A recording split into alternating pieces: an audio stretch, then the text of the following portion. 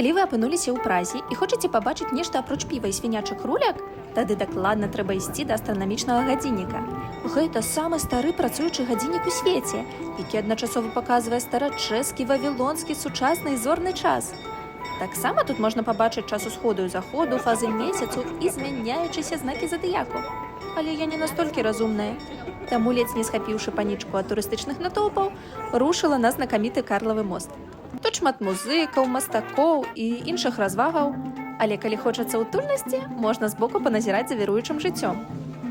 Далей трапляем да мура Джона Леннона, дзе ад яскравых колераў ажно рыпіць у вачах.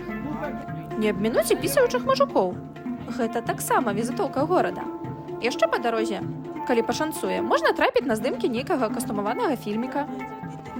А потым трэба абавязкова пацілкавацца аўтэнтычным трыдэльнікам і рушыць у самую незвычайную святыню – Косніцу, дзе ўсё ад алтара да ўпрыгожванняў зроблена з чалавечых костак.